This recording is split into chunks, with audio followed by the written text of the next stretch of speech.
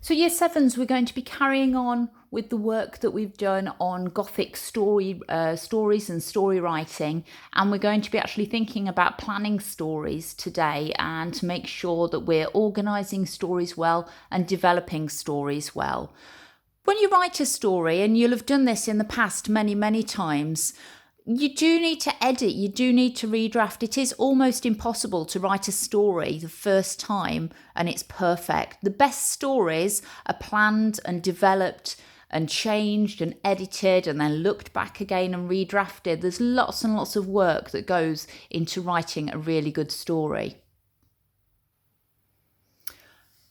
To begin with, I'd like you to think about stories that you know that you've enjoyed reading. There can be any stories at all, and do a mind map or bullet points about what makes them good stories. Why have you enjoyed those stories? What makes them good?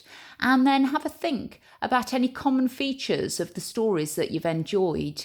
Now, obviously, we can't feed back as a class, but you can certainly talk to somebody at home about the stories that you've enjoyed and what it is that you've enjoyed about them. So we're really trying to think about what makes a good story for you. So we're going to read the first part of a story called The Curse. And once we've read it, I want you to think about these questions. Does the story work? So does it sound like a good story? Is it the sort of thing that you'd want to read on with?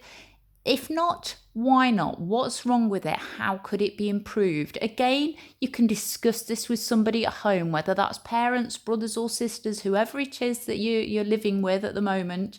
You can have a go at chatting to them about the story and what could be improved with it. So we can see the extract from the story at the top of the screen. So this is the start of The Curse. She was digging in the garden when she found a little old box. She thought it was a bit funny. She took it to her dad.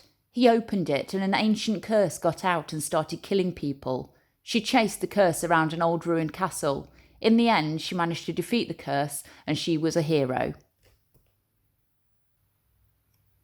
So let's come back to those questions then. That story, does it work? If not, why not? What's wrong with it? How could it be improved? If you were the teacher or if you were doing paired work in class and the person next to you gave you that to read, what feedback would you be giving to them? Would you be saying, wow, that's brilliant, that's the best story I've ever read, you should get it published?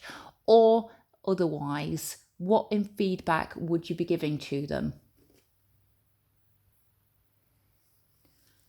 So we're going to look now at a rewritten version of the opening of The Curse.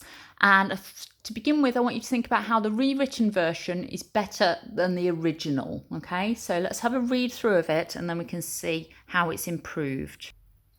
Okay, so it's the bit with the yellow background we're reading through.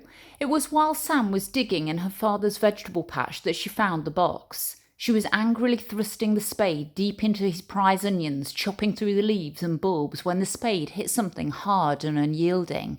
Ow! She'd yelled, throwing the spade to one side and shaking her jarred hand in pain and fury. It really wasn't fair that taking justified revenge on her father should cause her further harm. So firstly then, how is that rewritten version better than the original version? Have a look back at the original. What's been improved? What can we work out about Sam and about what happened before the story started? So even though we're not told things in stories, we can gather information, we can look at clues we're given.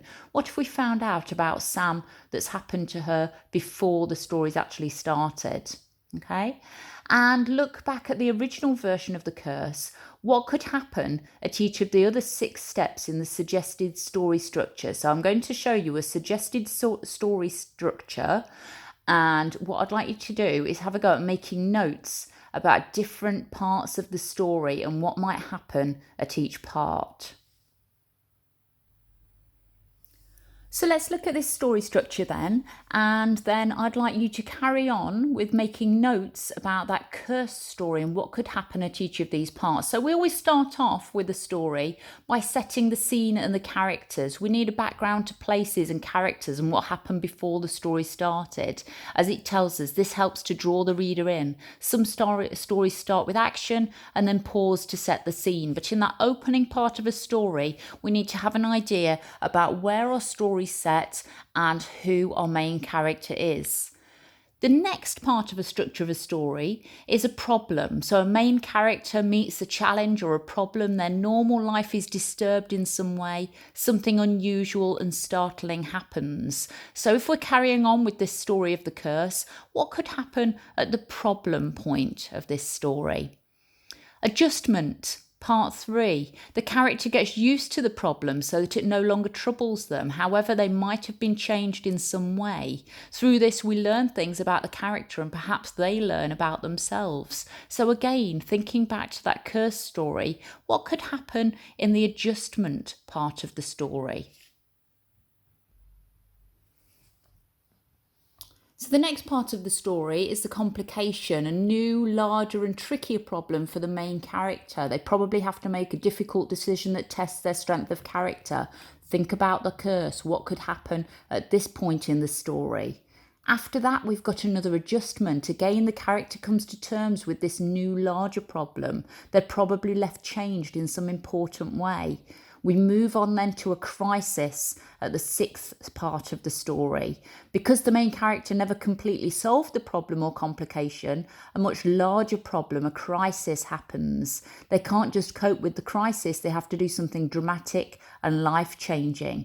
What could happen in the curse at this part of the story? And then finally, we need a resolution to our story. So lessons are learned by the character or the reader or both. Problems are sorted out, perhaps forever, perhaps just for the time being. Okay? So for each of those stages, we've already got the setting of the scene and the characters in the example that we read with the yellow background.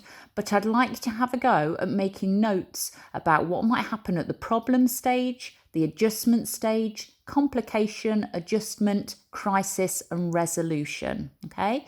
If you actually want to have a go at writing the story, that's absolutely fine. And again, if you want to send that to me, either through email or put it on the on my page, on the folder, on the website, that's absolutely fine. Okay? Should spend probably about 20 minutes on this. Off you go.